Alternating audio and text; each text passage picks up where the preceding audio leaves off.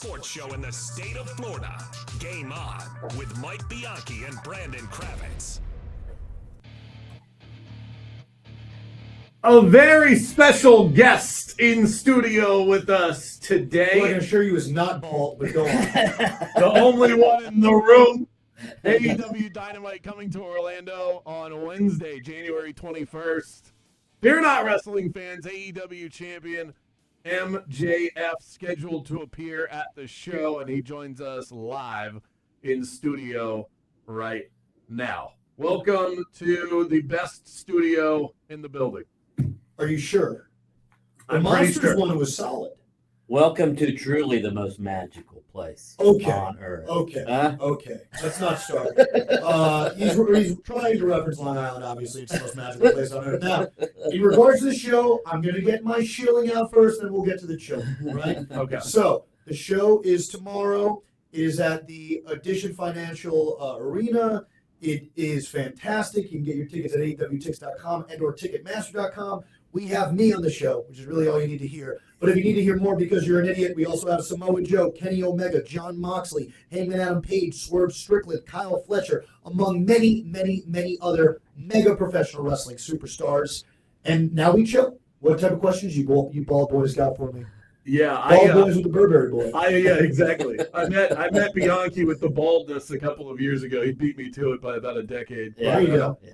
Orlando is obviously such a hotbed for professional wrestling. I swear I thought you were going to say for bald people. Well, I wasn't aware. You got to wear a hat in Florida, otherwise, you know, the sunspots and all of that. A lot of indie promotions. AEW's here consistently. This is not the first time you've been in Orlando. No, sir. NXT and the training facility for the WWE as well. What is it? Have you been able to put your finger on why Orlando seems to be one of those markets? I think Orlando specifically, you know, it's funny. I just did WDWNT, which is like this big Disney podcast thing.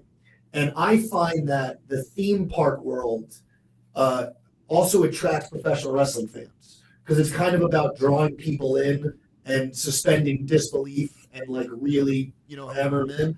I also find the cool thing is if you're a movie fan, if you're a TV fan, or if you're a sports fan, pro wrestling is kind of an amalgamation of all those three things. And it's an amalgamation of the kind of theme parks, too, in the sense that there's a thrill that comes along with it. So when you go to Orlando, Florida, I do think of theme parks. I think of football. I think of basketball. I think of sports in general. I think of sports fans. And I think of loud, aggressive, angry, drunk people that love to eat and love to scream. And there's no better place to eat, scream, and drink than a professional wrestling event. You did explain Disney just there. So There you go. I've asked that question to a number of wrestlers over the years because I'm always curious what the response is going to be. Easily the best answer I have most ever professional gotten. wrestlers aren't eloquent, aren't bright, aren't educated like at all. So that makes sense. That checks. You are very erudite, by the way. Erudite. Yeah, erudite. You like using big words? Well, you used eloquent. Xylophone. Onomatopoeia. Supercalifragilisticexpialidocious. No, I appreciate what you're doing. We're going to all grab out a thesaurus during this, and we're just going to go to town, make all these people in Orlando scratch their heads and just not want to listen to this at all. Because I'd imagine just by saying the word "the," it's like, whoa, that's 3 letters. So let's take it easy on the viewing audience, if you will. Are people visually seeing this, or is this just audio? We are on the A YouTube. little bit of both. Yeah. I'm so sorry for everybody that has to look at these two, but now at least you get a third guy who's very handsome. I'm curious about you're proud of your Jewish heritage. Beyond obviously. proud. Yeah. Just talk about that, you know, prominent Jewish athlete. Absolutely. Not Not a lot of us. Right. So I actually entered the Jewish Sports Hall of Fame. It would have been 2 years ago now. And to me, growing up as a kid, there was not a lot of representation in sports. Plenty of representation for like in media as far as just like the nerdy Woody Allen type, you know what I mean? Yeah. But rarely do you look at a Jewish person and think anything besides lawyer, doctor, or obnoxious banker, or, you know, not, you guys aren't allowed to laugh. I don't want to get you guys canceled. But I am Jewish, MJ. Oh, I am fantastic. allowed to laugh at Great, this, and great, you are great. 100% accurate in your assessment. Yes, and so I remember the only Jew available when I was a kid was Paul Heyman. And I love Paul Heyman. He's probably the greatest manager of all time, but it's, in my opinion, it's between him and Jim Cornette. And that's not me talking about whatever they're doing in their personal lives. I don't care. I'm just talking about what they do on screen. I am a huge fan of both, but like, there was never like a strong, jacked, attractive Jewish man besides Goldberg, but Goldberg had the brain of an amoeba and couldn't speak or hold really any type of conversation. Yeah, former University of Georgia football player. Yeah, so that's how you know he's kind of has, the brain of a brick. And I was just excited to be able to come onto the scene and be able to represent my people and show a different version of a Jew on professional wrestling, or just in general. Like, again, when you think of Jewish people, you don't think of people like me. So it makes me feel good to show, we got some warriors, man. We've got some hard knuckle brawlers. We've got some dangerous men. Some people say I look like Goldberg. Do they? Is it just because you're Goldberg? And have a kind of a goatee? Or is that just 5 o'clock shadow? That's the whole deal. The latter? Right. Understood. He looks like Goldberg as a Funko Pop. Sure, It's sure, probably sure. the best way to put it. Yeah.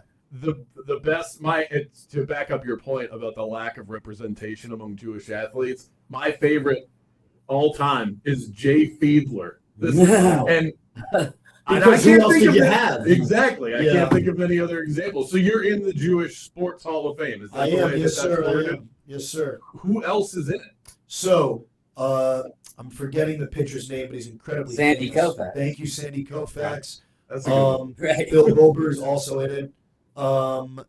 There's plenty more. There was Benny Friedman, who is my great uncle. He was, when the Giants, like the original New York football team, he was a starting quarterback. He's also in the NFL Hall of Fame.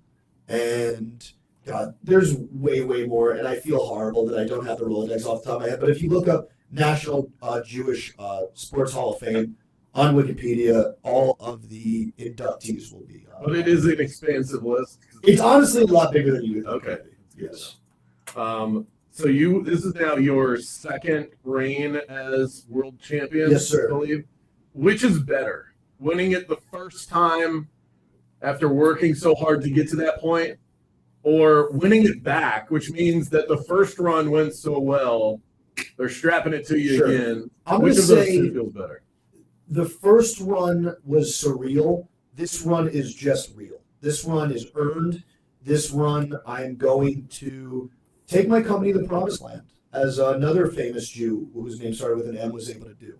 I'm referring to Moses, I got it. And I'm just making sure. I don't know if everybody here knows about the Bible. Our producer's going, Bob, learning a lot over here. Yeah, this guy's very confused. But that's okay. He's Southern. And not that you guys aren't Southern, but you know what I mean. Everyone listening knows what I mean. And, for me, I take great pride in being a draw. I take great pride in when people know I'm coming to town, more tickets are sold. If people know I'm on a pay-per-view, more pay-per-view buys are sold. Ratings go up. And actually, cool factoid, since I've won this bad boy, in every single place that we've gone to, ticket sales have been up year over year in the exact same markets that we've gone to.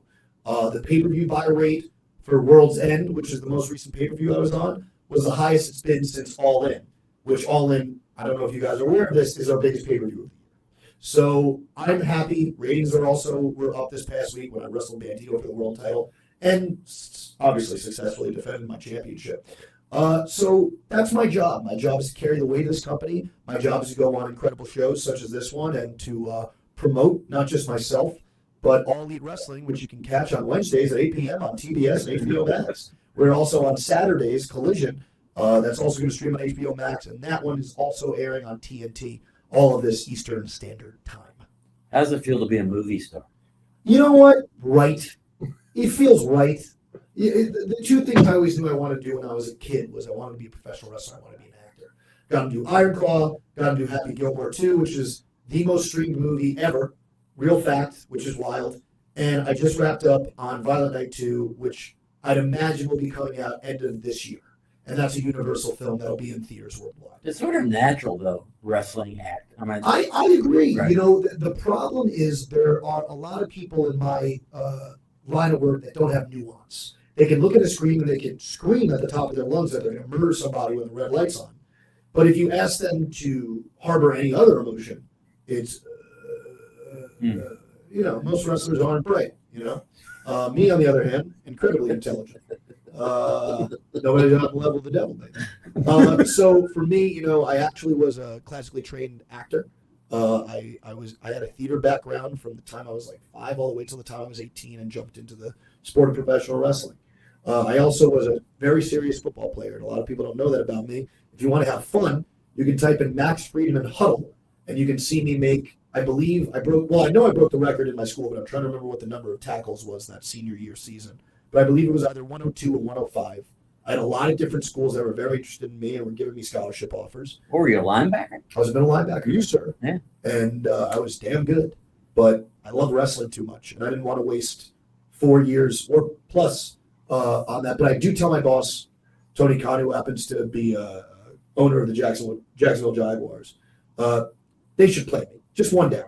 Just one down. See what is the worst thing that can happen? At least in the preseason. Just play me, blitz me, see what happens. Pop a rating. That's all I'm saying. Exactly. Pop a rating, and I'm willing to bet I get a sack or a tackle. I put a lot of money down. Mark Spitz, another great Jewish athlete. There you go. Absolutely. Text in right now, 50857, your favorite Jewish Yeah, athlete. text about Jews, please. Julian Edelman.